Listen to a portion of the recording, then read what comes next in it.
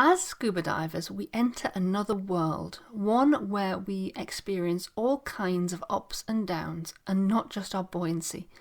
Our emotions go up and down, reacting to triggers, keeping us informed about the environment and how we feel about what's happening. We can notice these emotional reactions and respond, helping us to solve problems. We can also sometimes notice that the reactions are not useful and find ways to reset ourselves. All the time, our physiological and psychological systems are winding up and winding down to keep us in an optimal state for what we're doing. It's called emotional regulation, and it's something that's really useful to know about as scuba divers. We can split regulation up into 3 systems.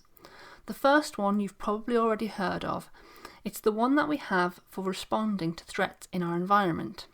When we feel threatened, we can wind up into a fight or flight state as a way to help us survive. When we feel safe, we can then relax, wind down into a rest and digest state. This is our safety system, and it involves structures in the brain like the amygdala, which is the alarm system of the brain, and hormones like adrenaline and cortisol. When it's highly activated, we may feel anger or anxiety. And lots of activation of this system can be a factor in panic, so it's a really helpful one to be aware of as scuba divers. The next system is drive. This one also winds up and down, but not because of threat. This one is based on reward, and it feeds our motivation, including our motivation to dive. It relates to the reward systems of the brain, those that involve the neurotransmitter dopamine. These are the same systems that can be overactive in addiction. And this system is all about moving us towards what we want. We can call it the drive system. It's important in learning. So for example, that feeling when you first learn to dive and that feeling of really wanting more and wanting to book the next trip, well, that's an activated drive system. It's really high in motivation. And the third system, which is also significant in diving, is the system that's about soothing, caring and contentment.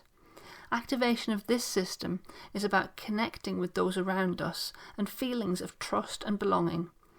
This is the system that senses our social safety and brings feelings of connection for our bodies, our instructor and even the ocean itself. It runs on oxytocin, which is sometimes referred to as the love hormone. So if you've ever felt completely at home underwater and at one with the fishes, well, this is when this system is highly activated. We are constantly winding up and down on these systems, our bodies and minds working to adjust us to the environment. The underwater environment is extreme. It can be unfamiliar, inhospitable, and awe-inspiring, sometimes all at once. So it's hardly surprising that sends us up and down.